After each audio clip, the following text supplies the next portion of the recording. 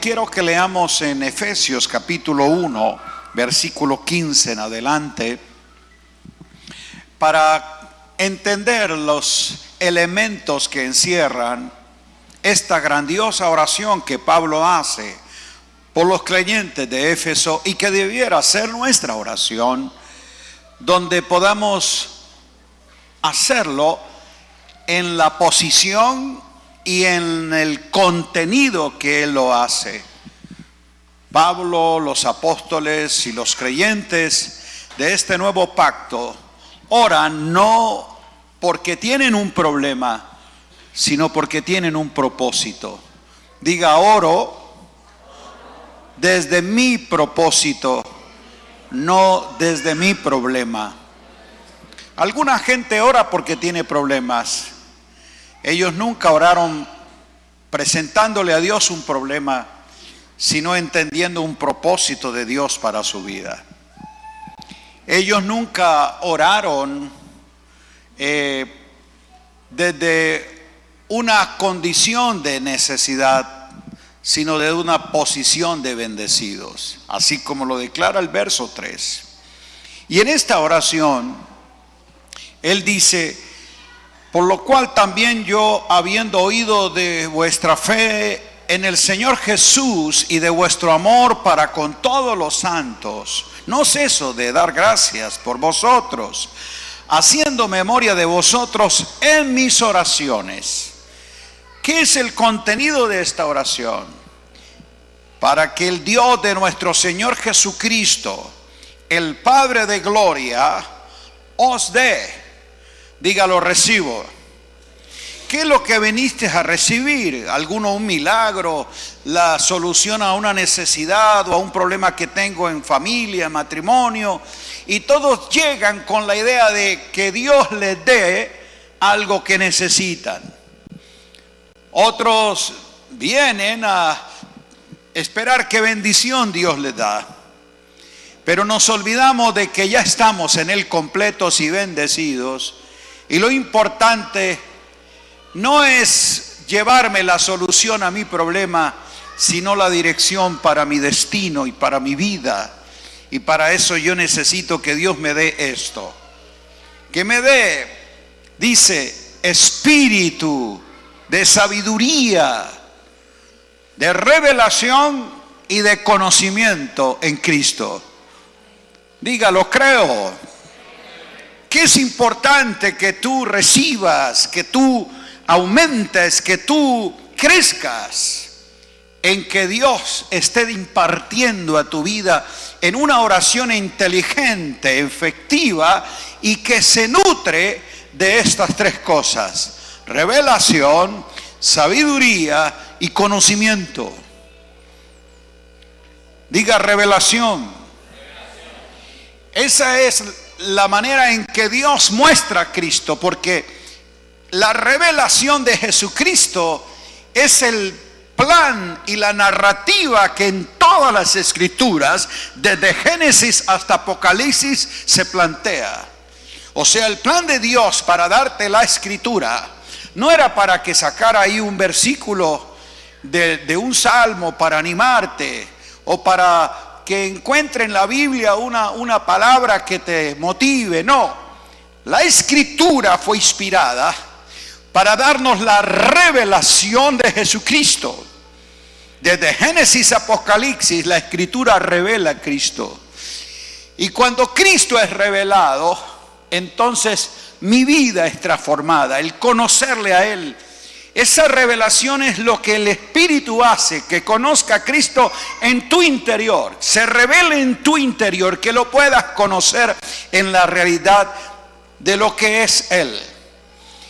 Y eso otorga sabiduría, que es la capacidad práctica de esa revelación puesta en acción. La revelación no es una información de un texto, de una doctrina. La revelación es el conocimiento de Cristo como vida. Y el Cristo en quien están escondidos Todos los tesoros de la sabiduría y del conocimiento de Dios es lo que me hace ser inteligente, práctico. Que esas torpezas de mi carne, esas decisiones a veces impulsivas de mi ego, sean gobernadas por la sabiduría de Dios. Diga conocimiento. Quiero que subraye esas palabras en su mente: revelación, sabiduría, conocimiento. Y dice alumbrando. Diga iluminación. Mire todas estas cosas que están aquí importantes y que son primarias en una oración hecha por el Espíritu y que Pablo hacía por esos creyentes. Casi ninguno de nosotros oramos por los creyentes pidiendo estos elementos: sabiduría, revelación, conocimiento, iluminación. O sea, eso es alumbrar. Cuando hay luz en mi mente, en mi ser interior, las tinieblas se disipan, los temores y las dudas se van, porque justo la iluminación es lo que me permite ver con claridad lo que Dios me está revelando. Y luego dice entendimiento, que ilumine los ojos de vuestro entendimiento. Ahora quiero que estas 5 palabras tú las encierres. Digas revelación, sabiduría, conocimiento, iluminación y entendimiento. El plan de Dios es justamente que yo pueda entender las cosas que son de Dios y conocer las realidades de vida. Por eso Dios demanda que se le conozca. Quiero que me conozcan, dice Dios a través del profeta Jeremías. Porque el principio de la sabiduría es justamente el temor de Dios. Elemento fundamental de la inteligencia, dice, es el conocimiento del Altísimo. Conocimiento es un asunto pilar en la fe. Nadie puede tener una fe sólida si no tiene un conocimiento claro del autor y consumador de la fe. La fe no es un sentimiento. No es que yo siento la presencia, yo siento el poder. No, la fe no siente, la fe entiende, la fe sabe, la fe conoce, porque tu sentimiento es inestable. Hoy tienes la euforia de algo que sientes en la reunión, pero mañana cuando te enfrentes a la situación difícil de la vida, ya no va a ser emoción sino depresión. Por eso hay mucha gente que vive en un estado emocional inestable y su sentir de la presencia, del poder, de la bendición se esfuma cuando las circunstancias son difíciles. Pero el que tiene conocimiento, que es mayor que el sentimiento, puede mantenerse firme en la dirección de su destino. Por eso dice, si estas cosas ustedes las desarrollan, van a saber, dice, para que sepáis. ¿Para que qué?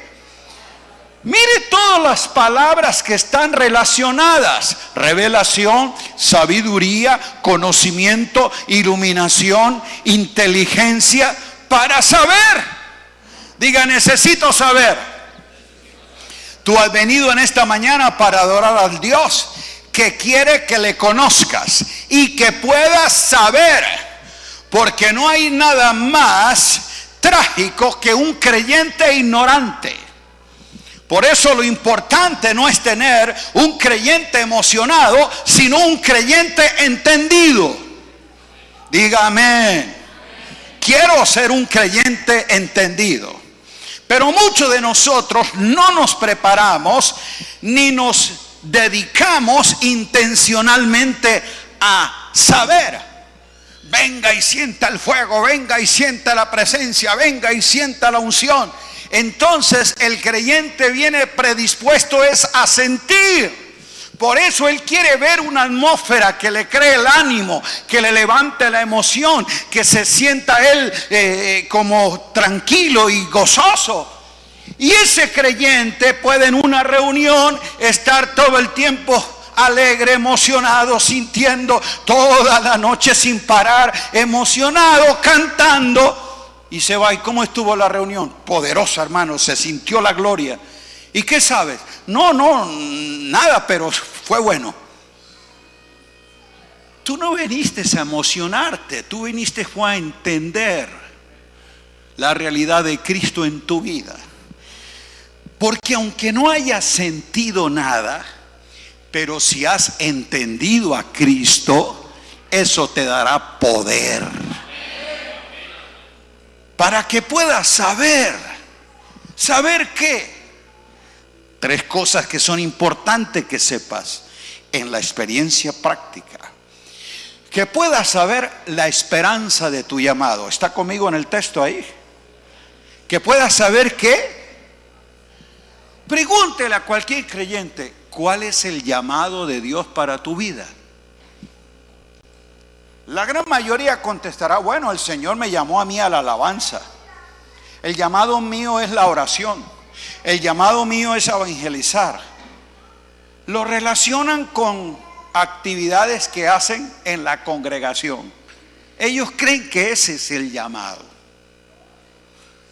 Tú no podrás entender cuál es el llamamiento celestial si no conoces la visión celestial. El llamado no es lo que tú sientes. El llamado no es un talento. El llamado no es un don. No, es que yo tengo el llamado a servir. No, el llamado no es un don. El llamado no es un talento. El llamado no es una actividad. El llamado es una asignación de parte de Dios en tu vida por causa de un propósito que Dios tiene con tu vida. El llamado no lo define tu gusto, tu habilidad, tu capacidad. El llamado lo define Dios, el cual nos llamó con llamamiento celestial. ¿Entiendes tú el llamado de Dios? ¿Para qué fue que Dios te ha llamado? ¿Cómo vas a poder saberlo si ni siquiera conoces cuál es la visión celestial? Cuando Pablo recibe el llamado de Dios, dice, para esto te he llamado, para esto te he puesto, para que veas al justo, para que oigas su voz y para que conozcas su voluntad. El llamado lo define la visión celestial, donde Cristo es revelado a tu vida. ¿Quién eres, Señor? Entiendes la realidad de Cristo en tu vida, revelado, como lo dijo Pablo, como le plació al Padre revelar a su Hijo en mí, o sea, dentro de mí. Cristo se reveló, fue en mi ser interior. Yo no vi un caballo, yo no vi una nube, yo vi a Cristo formado en mí, revelado en mí. Y de eso ahora quiero ser testigo. Mi llamado lo define Dios. No lo que el hombre le dice, que Dios te dice que Él te llama para esto. No, el llamado está definido por Dios. Por eso Pablo ora para que ellos puedan saber cuál es la esperanza de su llamado. ¿Por qué mucha gente vive confundida? No sabe qué planes hacer en su vida. No tienen claridad de todo. Hay un vacío y una insatisfacción. Porque carecen de un sentido de esperanza. ¿Y por qué no la tienen? Porque ignoran cuál es su llamado. La esperanza de su llamado. Cuando tienes claro cuál es el llamado de Dios para tu vida, vives confiado con la certeza de que no importa lo que pase en el futuro, tú estás en un propósito eterno y no importa la circunstancia o situación temporal, tú estás en Cristo. Diga, en Cristo. Que sepas, lo segundo, cuáles son las riquezas de la gloria de su herencia. Si muchos creyentes no saben la legalidad del testamento, ¿cómo van a comprender las riquezas de la herencia? ¿Qué es lo que define una herencia? ¿Un qué? Testamento. Pregúntele a muchos creyentes cuál es la legalidad del testamento del Padre para ti. Ellos creen que es la Biblia. Bueno, ahí dice el Nuevo Testamento. Si tú no entiendes la legalidad del testamento, no puedes accesar a las riquezas de la herencia. Porque la herencia está definida en un testamento. Por eso cuando Cristo muere y resucita, Él establece legalmente que el Nuevo Testamento, o sea, el nuevo pacto, legalmente se puede abrir, porque el testamento no es válido, no tiene efectividad mientras el testador vive. La riqueza de la herencia no es un asunto que tú digas yo recibo, yo creo, no. La riqueza de la herencia es un asunto legal,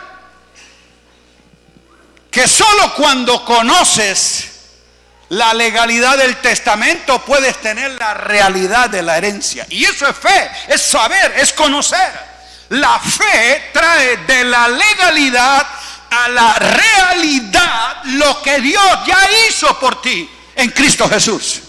La obra de la cruz, muerte y resurrección son el acto legal por el cual Dios constituye que ese testamento se abra. Por eso Jesús murió, para hacer válido el testamento, y por eso Él resucitó, para que los llamados reciban la herencia. ¿Cuántos están llamados? Eres llamado a heredar, y puedes tomar las riquezas de la herencia si conoces la legalidad del testamento. Yo te pregunto, ¿tienes seguridad de que tu nombre está en el testamento? Entonces eres heredero, porque es lo único que se requiere para que tengas la herencia. Y el Padre, que es el testador, el que define quién es escrito, si tu nombre está escrito en el testamento, la herencia es tuya por legalidad, porque Cristo ya murió. El testamento se abre y ahora se lee y dice: son herederos, y menciona, y le corresponde esta herencia. Eso es un acto legal de la justicia. ¿Me estoy haciendo entender? La pregunta es: ¿conoces el testamento? Ah, sí, yo he leído Mateo, Marco, Lucas, Juan. No le estoy hablando de eso. Le estoy hablando de si conoce el pacto nuevo, donde Jesús dijo: este es mi testamento que yo confirmo para ustedes con mi sangre. Pacto, testamento, es lo que declara justamente lo que Cristo ha hecho. Y si yo no entiendo eso, entonces puedo saber que mi nombre está escrito, pero no entiendo cuál es mi herencia. Por eso Él dice que ustedes puedan saber cuáles son las riquezas de su herencia. Entonces, por gracia eres salvo, tu nombre está escrito en el testamento, pero si no creces en el conocimiento de Cristo y lo que el testamento dice, Pablo escribe lo siguiente: mientras el heredero es niño, ¿el heredero es qué? Note, legalmente es heredero. Dijo: en nada difiere del esclavo. El esclavo no tiene derecho de herencia. El que tiene derecho de herencia es el hijo. Está diciendo: pero si este hijo heredero es un niño, vive igual que un esclavo, aunque es señor de todo. Yo no niego que tú puedas ser hijo y heredero. La pregunta es: ¿eres niño? Si eres niño, no tienes derecho a participar de la herencia. Por eso es que la herencia no se le entrega al niño. ¿Qué dice la ley normalmente? Que tiene que ser mayor de edad, a los 18 o 21 años, de acuerdo a la legislación de cada país. Cuando en el testamento está el el nombre, pero si es niño no se la van a entregar, se la ponen en manos de una albacea que la administre y cuando tenga la mayoría de edad se le entrega. ¿Y por qué no se le entrega? Porque un niño no sabe administrar las riquezas. Entréguele a un niño de 3, 5 años la riqueza de la herencia. ¿Qué piensa él? Ay, me voy para Disney, compro chocolate, el PlayStation, porque él piensa en juguetes, él piensa en diversión, en pizza. ¿Y es pecado que el niño piense así? No, es su etapa de desarrollo. Él normalmente va a pensar eso, le va a gustar eso, él quiere el parque, la diversión, los juguetes, porque él es niño. Y Pablo dice, cuando yo era niño, hablaba como niño, pensaba como niño, juzgaba como niño. Niño no es problema hacerlo, porque es una etapa. El problema es que te quedes infantil toda la vida. Por eso el padre no tiene ningún trauma en darle el biberón al niño. ¿Cuántos son padres? Bueno, si tú tienes un niño de 1 o 2 años y yo tengo los niños, bueno, ya crecieron, ahora tengo los 10 nietos. Entonces, que venga un niño y yo de padre le dé el biberón, no es ningún trauma para mí. Trauma sería que después de darle el biberón tenga que limpiarle el bigote. Ese sí es trauma. ¿Por qué un niño grande, que es lo que hoy hay, niños grandes, pero tienen mentalidad infantil, piensan como niños? Entonces dice que ese en nada es distinto a un esclavo. O sea, no tiene derecho de herencia a tomarla. Pero eso es la obra del Cristo al revelarse a nosotros. En la medida de que Cristo es revelado, yo soy formado. En la medida que soy formado, soy transformado. Entonces crezco en el conocimiento. Por eso el crecimiento es proporcional al conocimiento. Un creyente ignorante es un creyente inmaduro. Es un niño. Y eso es lo que hace sabiduría, revelación, inteligencia, iluminación, conocimiento. Para que puedas saber, entonces tú correspondas a lo que legalmente te pertenece y realmente es tuyo. Saber trae de la legalidad del testamento a la realidad de la vida. La legalidad está dada por Dios. La realidad, la mayordomía de tu conocimiento. Y para que puedan saber las 3 cosas que necesito saber: la esperanza de mi llamado, la riqueza de mi herencia y la supereminente grandeza del poder de Dios. Mira, lea lo que dice ahí: la supereminente grandeza del poder de Dios para con nosotros que creemos. ¿Cuántos han creído? ¿Cuántos han creído? En ti y en mí que hemos creído, se ha establecido la supereminente grandeza del poder de Dios. ¿No he oído a muchos creyentes diciendo, Señor, dame más poder? ¿Cuántos han oído esa oración? Es una oración hecha en ignorancia, porque tú estás pidiendo lo que ya tienes.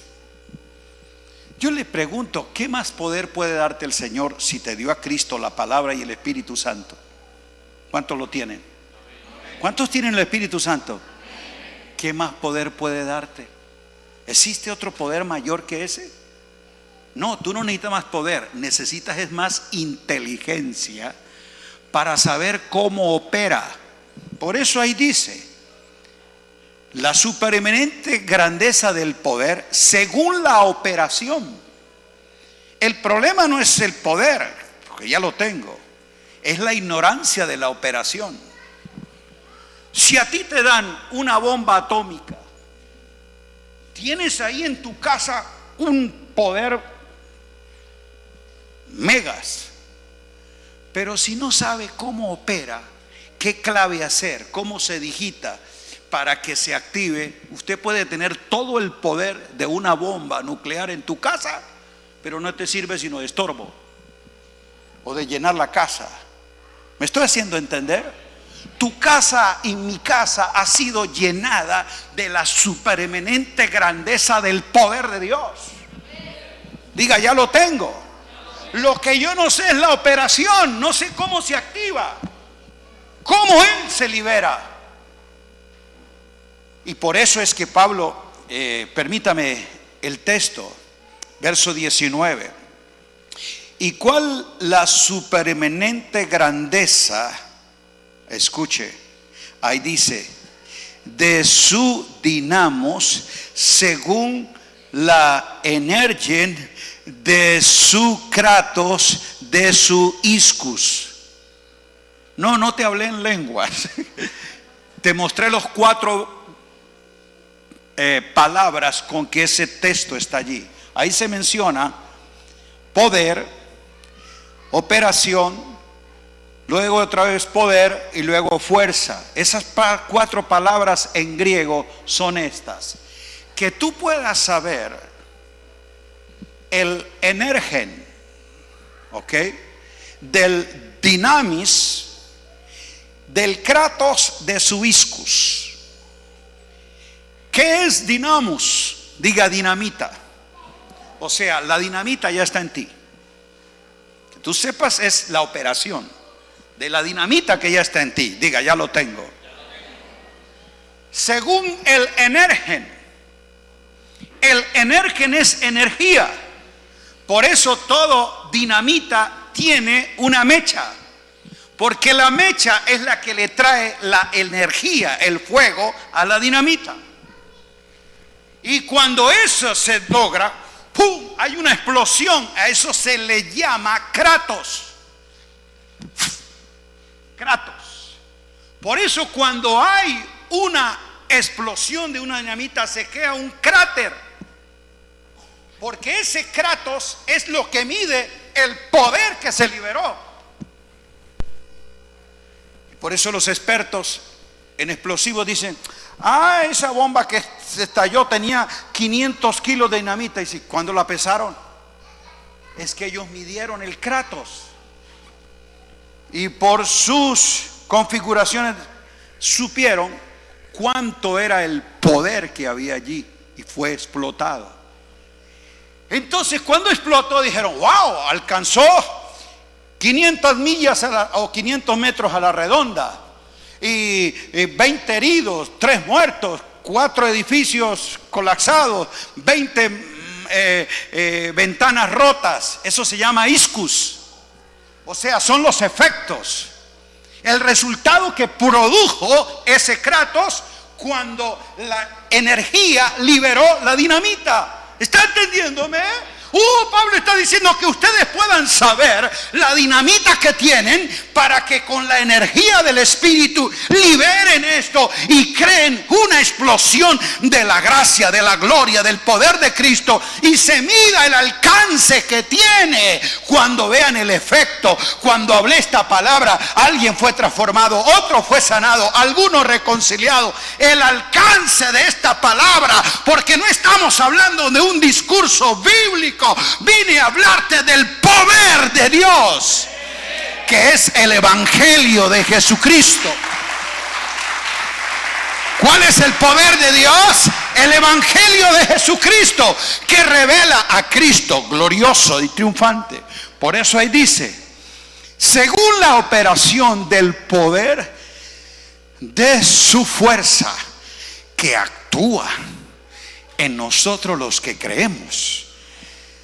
Y dice el verso 20 que ese poder operó. Se está diciendo que conozcamos la operación. Dice, no, es que usted no va a ensayar algo, ya fue probado. Ese poder funciona. Yo no te estoy diciendo a ver si le funciona, no, te voy a demostrar, dice Pablo, que sí funciona. ¿Y quieres saber cómo funciona? Lea lo que dice el verso. El cual operó. ¿En quién? ¿Quieres conocer el poder de Dios? Mire lo que operó en Cristo, y eso está en ti y en mí. Wow. Señor, ¿cómo nos falta no poder sino conocimiento de esa operación? ¿Cómo operó ese poder en Cristo? Primero, resucitándole de los muertos. ¿Cuántos creen que Él vive?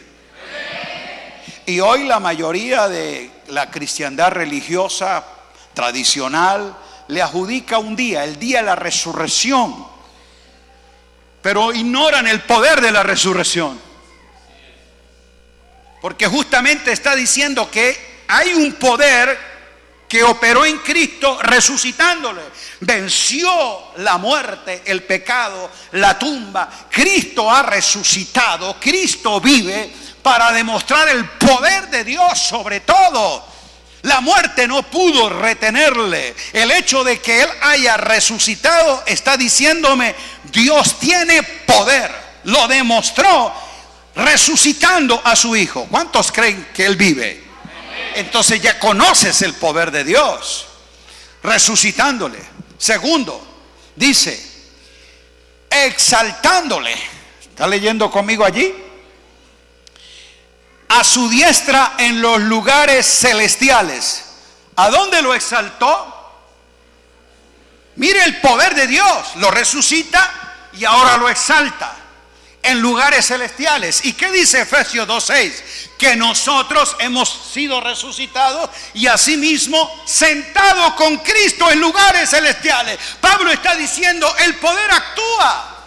¿Cuántos creen que Cristo vive y que reina? Nosotros reinamos con Él, porque ahí está diciendo que nos resucitó con Cristo y nos sentó con Cristo en lugares celestiales. Eso es entender el poder activo de Dios en tu vida. Y luego dice, y le dio autoridad, dominio, sobre, diga sobre. O sea, estoy hablando de una vida supra, una vida superior, sobre todo principado, toda potestad, todo lo que se nombre en este siglo, en el venidero, llámese enfermedad, llámese demonio, lo que usted quiera llamarle, lo que se nombre en este siglo y en el venidero, fue sometido bajo su nombre. ¿Y qué dice ahí? Que demostró el poder, dándolo como cabeza de la iglesia. ¿Dónde está la iglesia? ¿Y quién es la cabeza? ¿Quién es la cabeza de la iglesia? No es el apóstol, no es el profeta, no es el pastor. La cabeza de la iglesia es Cristo.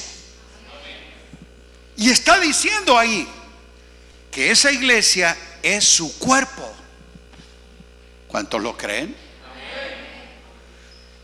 Ese cuerpo que es la iglesia es la plenitud, el pleroma de ese Cristo que lo llena todo en todo. Hablarte de todo esto, de esta sola oración, las riquezas espirituales y las verdades teológicas que están allí, sería impresionante entender qué es cuerpo, qué es cabeza, qué es eso de que es plenitud y que lo llena todo. Impresionante comprender todo esto.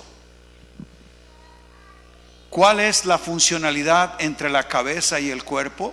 Diga, una expresión de vida. Por causa de una unión orgánica. La cabeza y el cuerpo comparten la misma clase de vida, porque hay una compatibilidad genética y unión orgánica entre la cabeza y el cuerpo. ¿Puede acaso expresar la misma clase de vida si tú le pones una cabeza de gato a un perro? ¿Puede hacerlo? No. ¿Y por qué? Porque son dos naturalezas distintas, no son de la misma genética, y por esa razón no hay unión orgánica ni suministro de vida. Pero la iglesia es su cuerpo. Lo sentó como cabeza, ahora lo ha unido al cuerpo que es la iglesia. ¿Cuántos lo creen? Y por cuanto somos de la misma naturaleza, que eso fue lo que hizo la cruz. Él en la cruz venció el pecado, quitó la maldición de la muerte y sentenció la naturaleza pecaminosa adámica y la despojó. Me hizo nacer de nuevo y me dio naturaleza divina. ¿Cuántos lo creen? Por tener mi espíritu, vida de Dios, naturaleza divina. ¿Cuántos tienen vida de Dios? El que tiene al Hijo tiene la vida de Dios. La misma clase de vida que Él tiene, yo he recibido. La misma naturaleza que Él tiene, divina, yo la he recibido. Hay compatibilidad y por lo tanto hay un suministro de vida orgánico, natural, y entre la cabeza y el cuerpo hay comunión, porque hay una unión común, genética. ¿Está claro conmigo? Diga comunión. Si no entendemos esto, vamos a hablar un lenguaje diferente. A todos los creyentes se les enseña a guardar una buena relación con Dios. ¿Cuánto le enseñaron eso? ¿Y cómo guardas una buena relación con Dios? Lea la Biblia, ore, reúnase, para que tenga una buena relación con Dios. Yo no tengo relación con Dios. Y si esa relación dependiera de mí, no sería tan buena. Porque hay días que no oro. Hay días que no me congrego. Hay días que no leo la Biblia. Pero mi comunión con Él no se interrumpe, porque es en el Espíritu. Diga comunión. Nunca en el Nuevo Testamento encontrará la palabra relación con Dios. Eso se lo enseñaron en la religión, pero en las Escrituras dice comunión con el Padre, primera de Juan 1, comunión con el Hijo, primera de Corintios 1:10, fiel es Dios que nos llamó a la comunión con su Hijo, y comunión con el Espíritu Santo, segunda de Corintios 13:14, la gracia de Dios el Padre, el amor de Cristo el Hijo y la comunión del Espíritu Santo sea con ustedes. ¿Qué es la palabra que usa? ¿En dónde apareció relación? No está en las Escrituras, está en el vocabulario de alguien que lo enseñó así, pero no le enseñó la palabra, le enseñó una tradición. Y entonces el creyente hace cosas para tener buena relación con Dios, y por eso siente que si no oré, la bendición se fue, se perdió la presencia, Dios no va conmigo. No, la presencia no viene, la presencia está contigo, así tú te reúnas o no, cantes o no, leas la Biblia o no, porque no es una relación, es una comunión. Y cuando tengo comunión en el Espíritu, al leer la palabra, al orar, al congregarme, participo de la vida de Cristo. Amén. ¿Entendimos esto? ¿Y por qué es que puedes tener comunión? Porque ahora tú eres su cuerpo. ¿Cuántos lo creen? Yo le pregunto, ¿puede existir alguna separación entre la cabeza y el cuerpo? ¿O alguno dejó la cabeza en la casa? Levante la mano.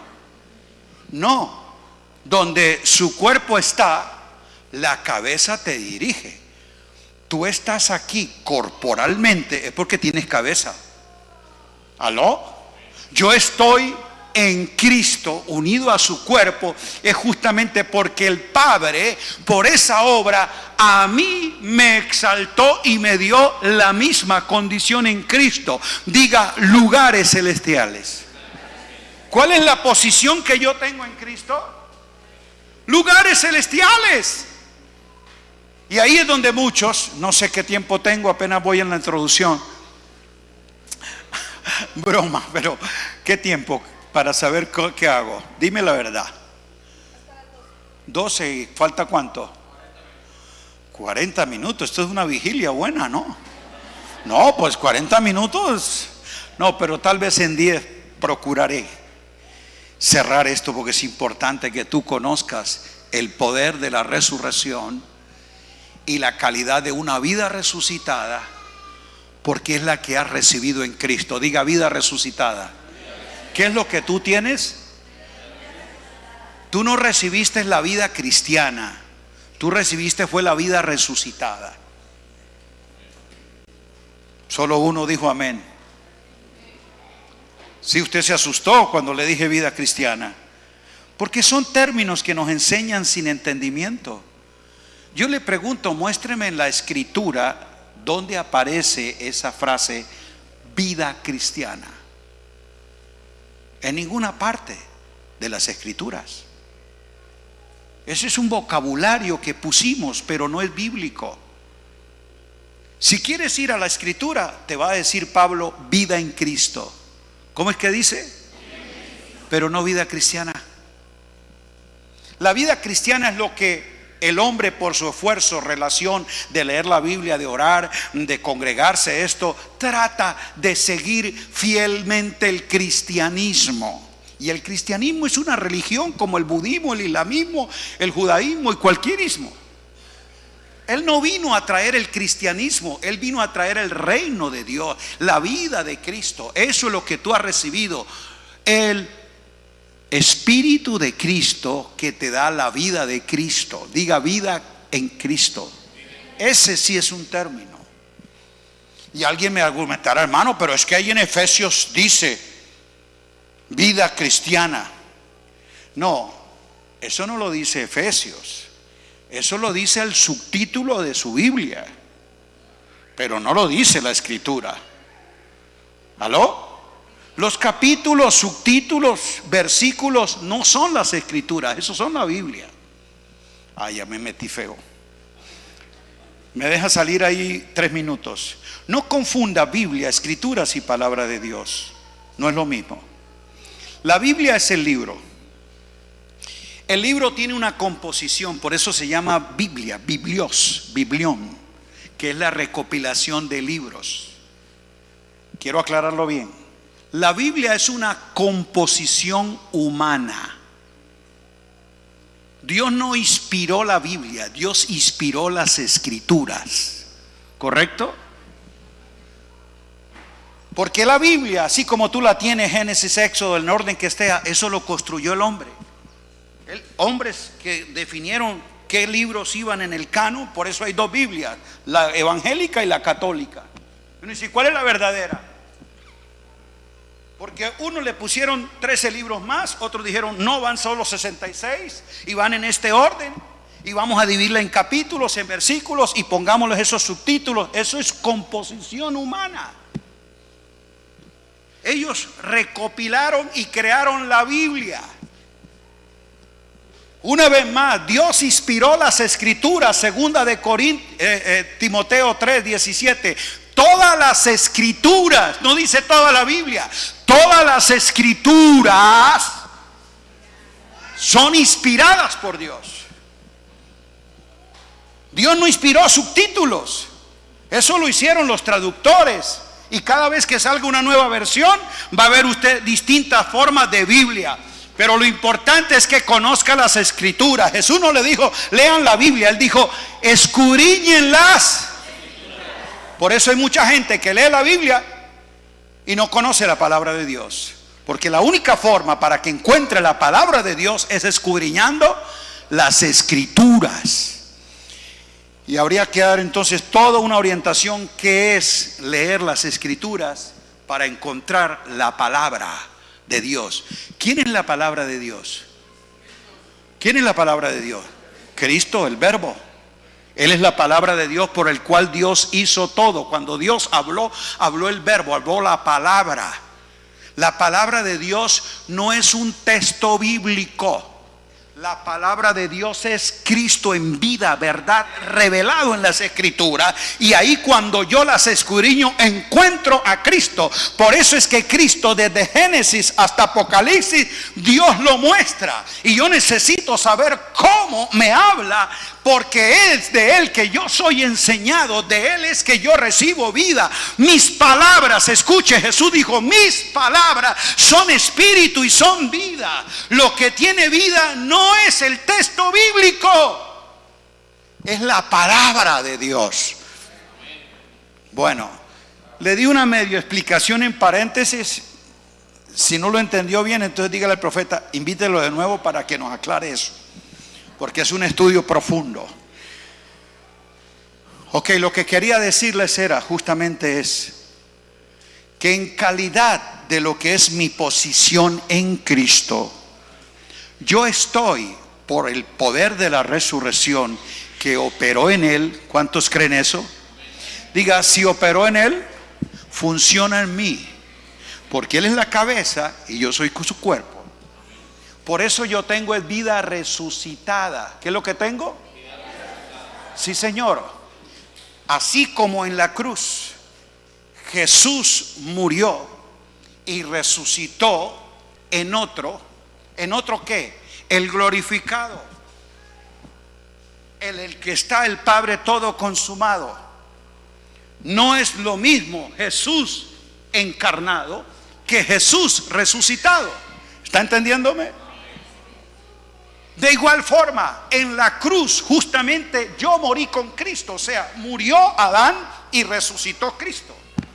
Yo soy Cristo en resurrección, porque la iglesia es el cuerpo de Cristo, y entre la cabeza y el cuerpo no hay nada diferente. Entiéndame bien, no que estoy hablando una teología por allá de que yo soy el Cristo, no. Estoy hablando de que yo soy Cristo en resurrección, porque yo soy el cuerpo de Cristo. La iglesia es Cristo resucitado en un cuerpo que lo exprese. Por eso dice que la iglesia es la plenitud, el pleroma de aquel que lo llena todo en todo. La iglesia es la totalidad de Cristo expresada corporativamente. El ascendido ahora ha sido impartido. Es Cristo en ti. Diga, Cristo en mí. Eso eres tú, Cristo en mí, expresando el poder de la resurrección. ¿Y dónde? En ámbitos celestiales. Por eso dice, así mismo nos resucitó y juntamente con Él nos sentó. Esa es tu posición.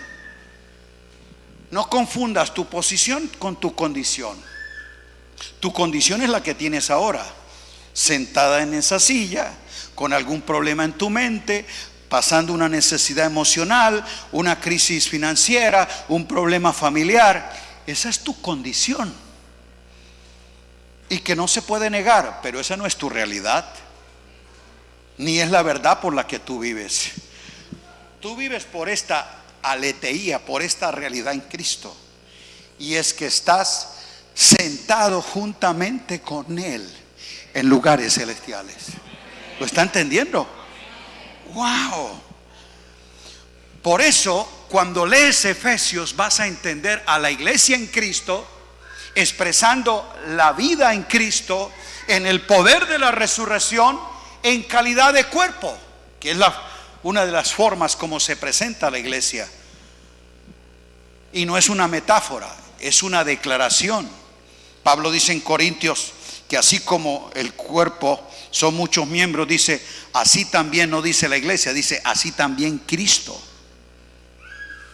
La casa, la familia, la esposa, eso sí son metáforas, pero cuerpo es una revelación, no es una alegoría, es una declaración de la realidad. Cristo como cabeza, la iglesia como cuerpo, una expresión misma de vida.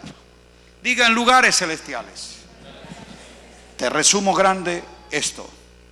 Si tú lees Efesios desde el comienzo, tal como fue escrito, desde el principio hasta el fin, sin versículos, sin capítulos, sin subtítulos, tal como fue la carta, empiece a leerla y vas a entender qué fue lo que quiso decir Pablo cuando le dijo a ellos que necesitaban saber cuál era esta realidad desde los lugares celestiales.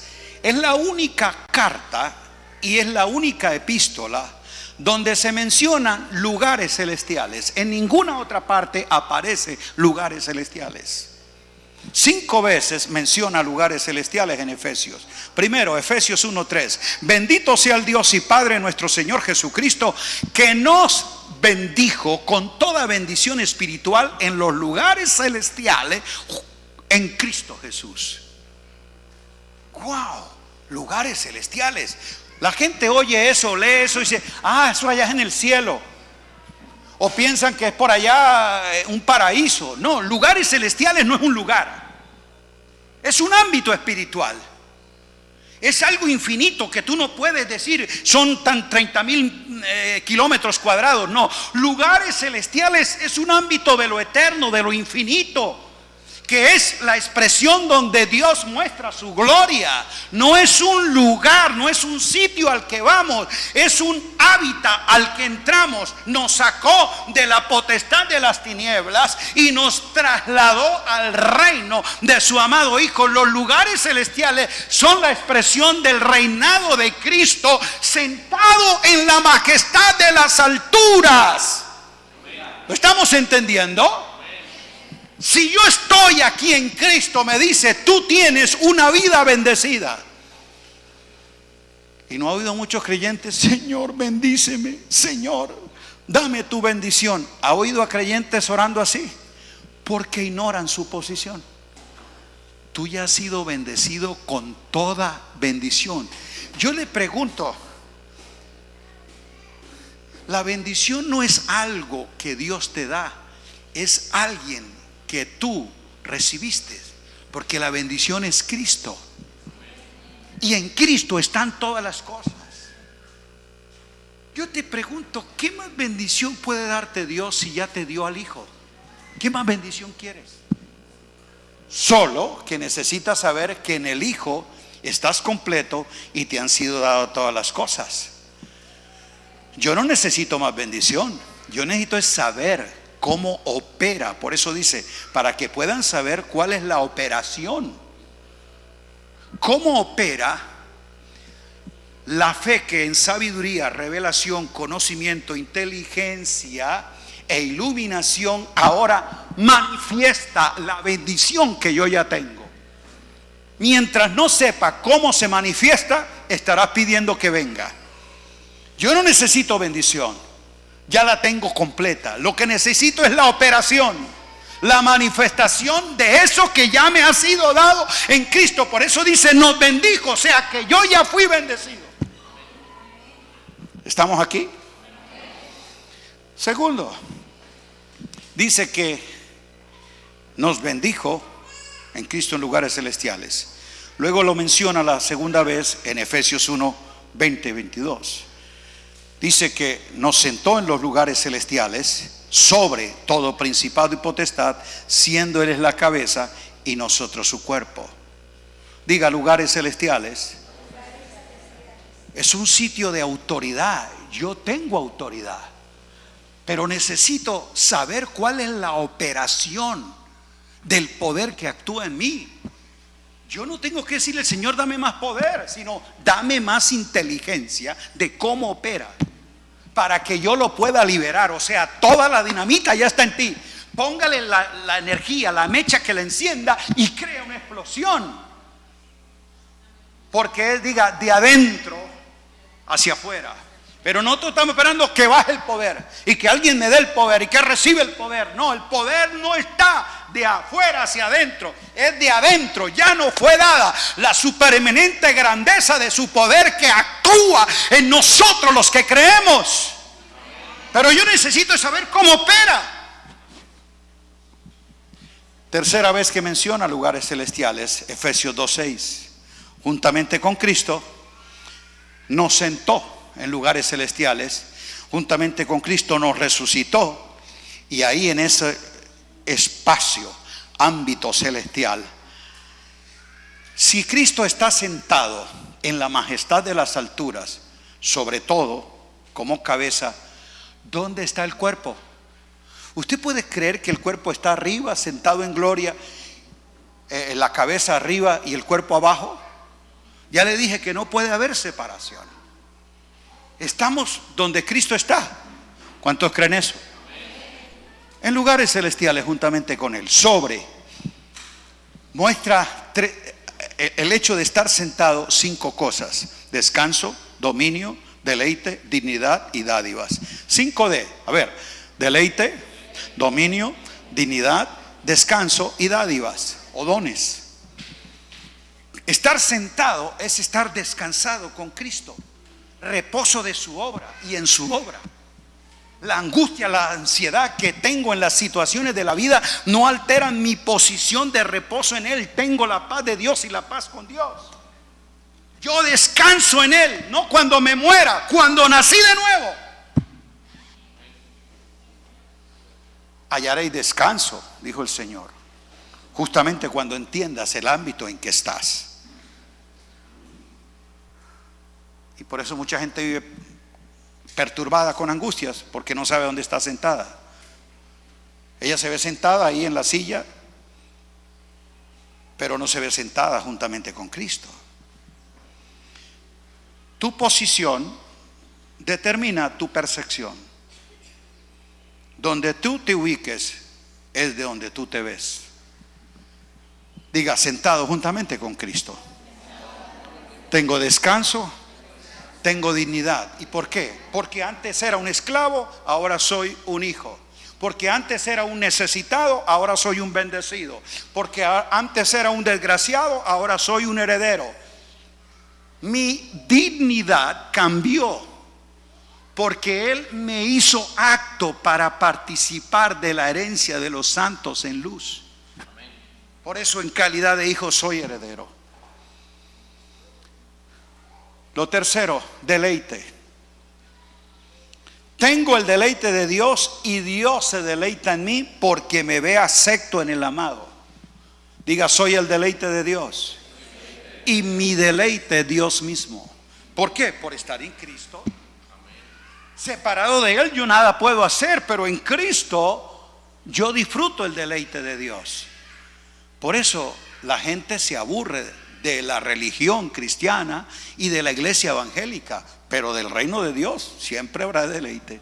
Eso es otra cosa diferente. Usted se aburre de la monotonía religiosa, pero tú disfrutas el reinado de Cristo, que es eterno. Deleite, diga deleite. Si tú no experimentas el gozo de una salvación tan grande, es que no conoces el reino de Dios activo en tu vida. Dádivas o dones. Ascendió y dio dones, dádivas. De tal manera Dios amó. La dádiva es su Hijo. Y por eso está diciendo justamente que la dádiva de Dios es vida eterna. Todas las dádivas y los dones de Dios están dados para mí en Cristo por estar sentado juntamente con Él donde el Padre le puso. El Padre lo exaltó y subiendo a lo alto llevó cautivo a la cautividad y dio dones. Todas esas dádivas solamente podrán ser entendidas y expresadas desde un ámbito celestial. Diga: dominio. Dice que nos dio autoridad sobre todo principado, potestad, señorío, todo lo que se nombra en este siglo y en el venidero. Diga: dominio. ¿Qué nos dio a nosotros en lugares celestiales?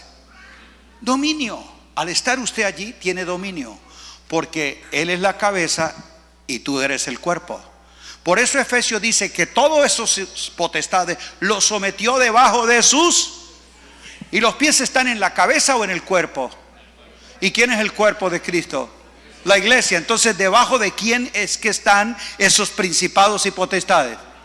Debajo de nosotros, si estamos en Cristo. Pero muchos creyentes, por no entender eso todavía: diablo, te ato, te mando a la mar, demonio mentiroso, queda derrotado, espíritu de esto, y empiezan a orar para atarlo y someterlo cuando él ya está sometido y vencido. ¿Aló? ¿Y por qué? Porque tú no tienes mentalidad de dominio, sino mentalidad de demonio. La mentalidad de demonio es la que le alimenta la religión, donde está diciendo: el diablo te ha robado la bendición y el diablo te ataca para quitarte el gozo y el diablo vino para hurtar, matar y destruir, interpretando cosas que no son. Juan 10:10 no está hablando de ningún diablo. Ese ladrón no es el diablo, está hablando de un sistema religioso. Lea el contexto, que en ignorancia te hurta lo que es la realidad de Cristo. Pero el creyente para excusar su mediocridad, su carnalidad, su fracaso. Dice que es ¿quién? El diablo. Y por eso él viene a que el Señor le dé la victoria. Y pastor, ore por mí, porque el diablo me está robando la bendición. ¿No has oído eso de muchos creyentes? Pastor, ore por mí, porque el diablo me robó mi mujer. No se la aguantó usted menos el diablo.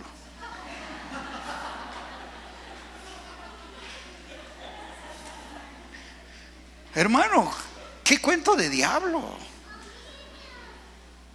Eso es un asunto que tú mismo estás creando, pero que Dios dice que ya despojó, que destruyó. Pero porque no conoces tu posición.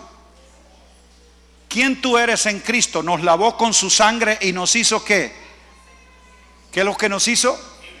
No, reyes y sacerdotes. ¿Qué fue lo que nos hizo? Y reinaremos para siempre sobre la tierra, dice Apocalipsis. ¿Qué es lo que nos hizo? Qué irónico. Reyes en lugares celestiales están peleando contra el príncipe de la potestad de las tinieblas. Eso es tú no valorar tu dignidad y tu identidad y tu autoridad. Porque Dios en su legalidad y justicia la aplica en todo. ¿Cómo Él va a poder a ponerse a pelear con un enemigo inferior, vencido y derrotado? Su preocupación no es lo que Él derrotó. Su enfoque es aquello a lo que Él le dio el triunfo. Diga, la iglesia. Pero la iglesia está peleando con el diablo. Y por eso tiene entendimiento de demoniología y sabe más de guerra espiritual que lo que es la batalla de la fe y la victoria en Cristo Jesús. Sabe más de cómo se llaman los demonios, de cuál es la revelación de Cristo. Aló, porque se le enseña lo que no debe ser. Aló. No se preocupe que yo también estuve ahí. Yo también enseñé eso, yo también prediqué eso, yo también practiqué eso en ignorancia. Pero cuando conozco la Escritura digo, tengo en Cristo autoridad y dominio. Y yo lo que necesito es saber, no cómo opera el diablo, sino la operación del poder de su fuerza, la cual actúa poderosamente en los que creemos. Porque yo tengo aquí adentro una bomba atómica, pero no sé cómo se explota. Y eso es lo que estoy aprendiendo, la operación. ¿Cómo es que se digita ese poder para que explote? Pero el día que eso lo aprendamos y cada explosión ocurra, ¿se imagina el estallido mundial que habrá? Una bomba allá, otra allá, otra allá, otra allá, explotando del poder de Dios. ¿Por qué no hay ninguna transformación en el mundo? Porque los que explotan son creyentes chismosos, pero no hijos de Dios que tienen la gloria de Dios. Cada uno de nosotros tiene a Cristo impartido. ¿Cuántos lo creen? Se imagina cuando Cristo explote en todos lados. Cristo, la explosión del poder de Dios mostrado por hombres que han liberado el poder de su fuerza, que actúa poderosamente en nosotros los que creemos. Cuarto, Efesios 3:10, para que la multiforme sabiduría de Dios sea ahora dada a conocer por medio de la iglesia a los principados y potestades en los lugares celestiales. Nuestra mente de demonio, una dice principados y potestades, diablo, porque así asociamos nosotros. Ahí el texto no está hablando de demonios, está hablando de autoridades y gobernadores.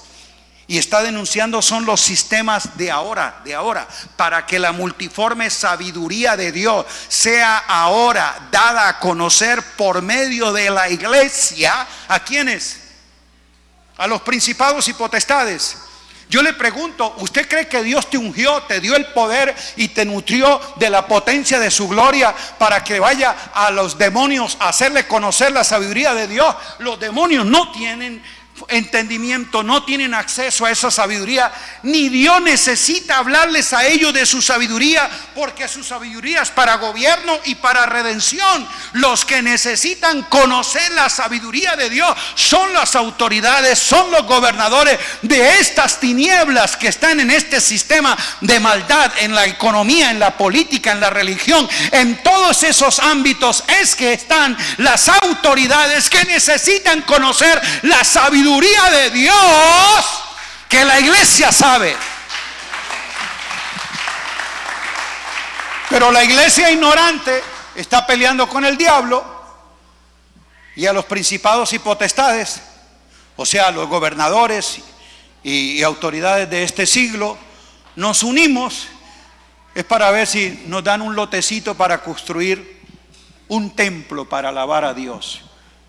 Esas autoridades necesitan es conocer la sabiduría de Dios, y la tiene la inteligencia espiritual de la iglesia. No que mendiga a los políticos, sino que les muestra a los políticos la multiforme sabiduría de Dios. ¿Y la iglesia qué hace? Reprende demonios, unge calles, entierra Biblia en los montes, hace decretos. Y los principados y potestades, o sea, los gobernadores de este siglo, caminan por allá haciendo leyes, cambiando ideologías, trayendo ideología de género, corrupciones políticas, y nosotros por allá en los montes. Vaya a darle la sabiduría de Dios. Enséñale la multiforme sabiduría de Dios. Aló. Estamos haciendo las cosas al revés. Por eso el mundo está al revés, porque la iglesia es torpe. Así como Moisés le dijo a Israel, pueblo torpe e ignorante es este, pareciera que hoy tenemos una iglesia igual. Todo lo que está ocurriendo por principados y potestades en las naciones de la tierra es porque la iglesia no está haciendo la plenitud de aquel que lo llena todo en todo. Todo espacio vacío que las tinieblas ocupan se debe a la ausencia de la luz. Vosotros sois la luz del mundo.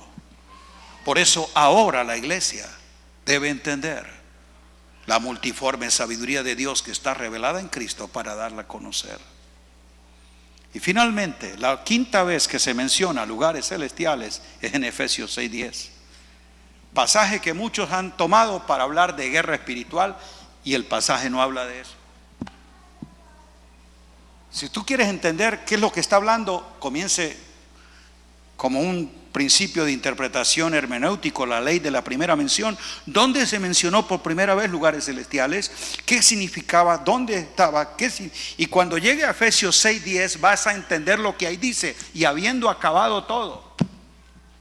La gente ni sabe lo que ha sido acabado, que se trata de la obra consumada y que ha sido acabado en mí. Habiendo acabado todo, puedo estar firme, porque yo he hecho uso de toda esta potencia de Dios, de toda esta armadura de Dios, por la cual nosotros entonces podemos estar firmes.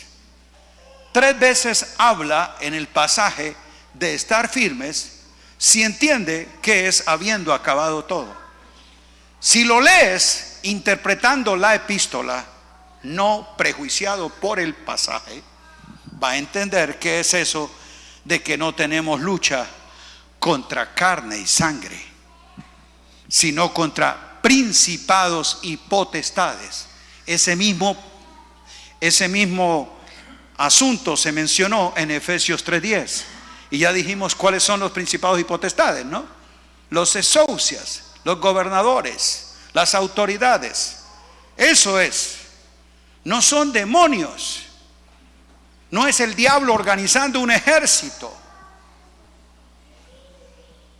Y comienza a mostrar que es todo la manera como la iglesia puede entonces estar firmes.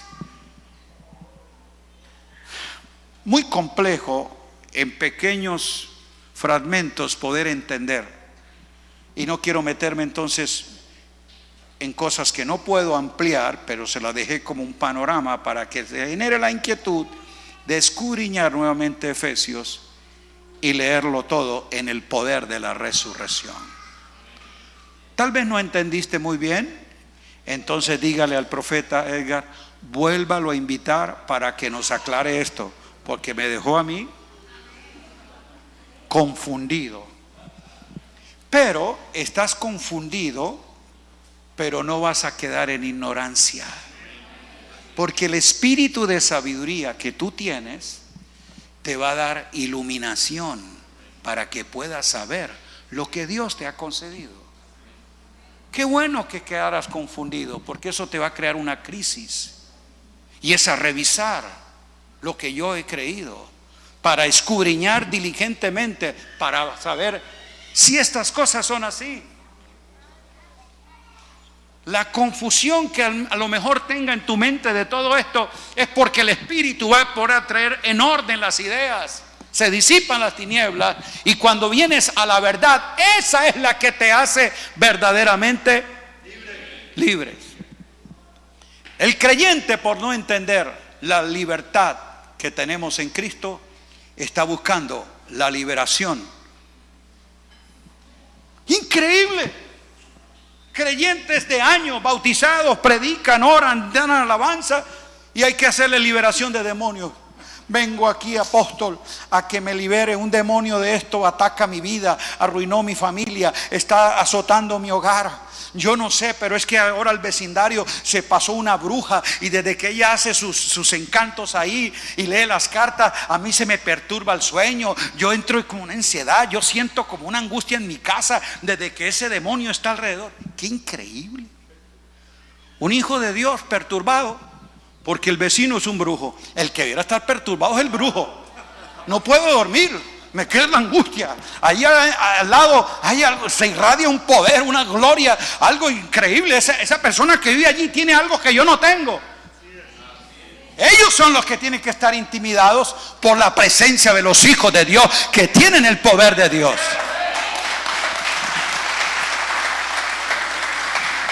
La liberación espiritual no es para los creyentes, es para los endemoniados. ¿O usted está endemoniado? No, usted está lleno del Espíritu Santo, sellado por el Espíritu Santo. Tú tienes la unción del Santo. Cristo vive en ti. Ahora puedas saber cuál es la potencia de su gloria, que actúa poderosamente en nosotros los que creemos. ¿Cuántos han creído? Los que han creído, póngase de pie y vamos a orar.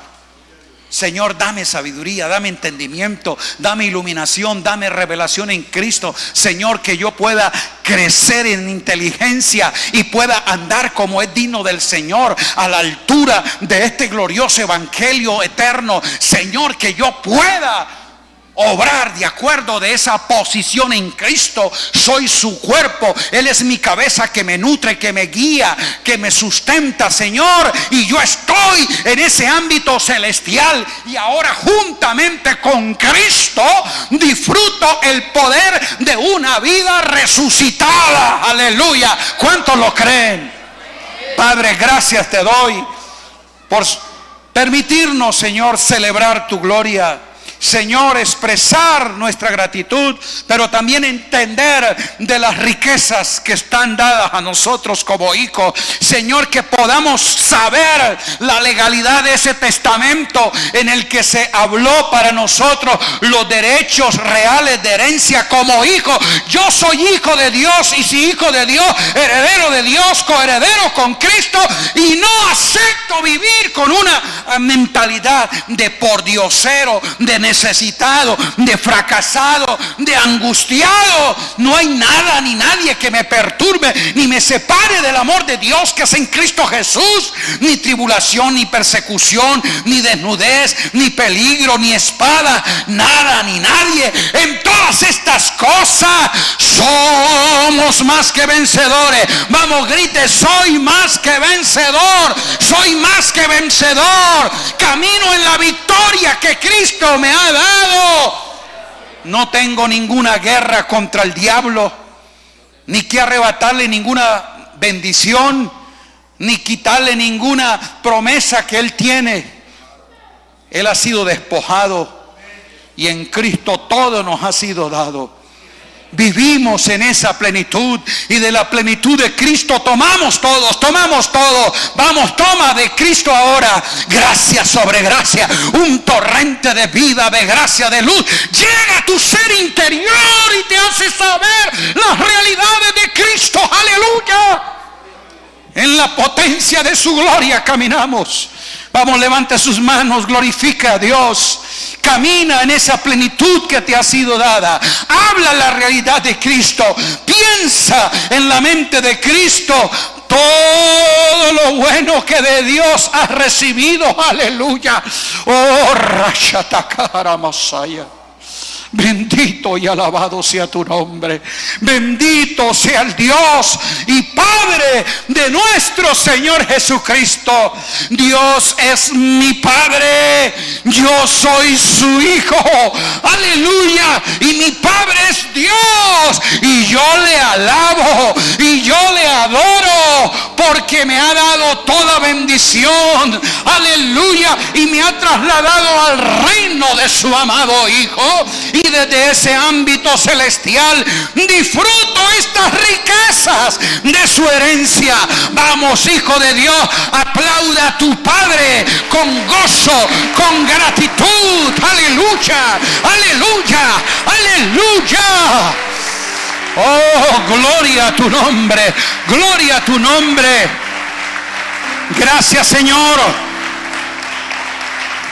por tu iglesia establecida en este territorio, por los hijos tuyos que han sido redimidos por tu sangre, por cada uno de ellos, su familia, sus hogares, sus matrimonios, sus hijos, son una descendencia poderosa para Dios. No hay ninguna maldición, no hay ninguna opresión que pueda a ellos, Señor, robarles la paz, el gozo y la vida abundante en Cristo. Aleluya.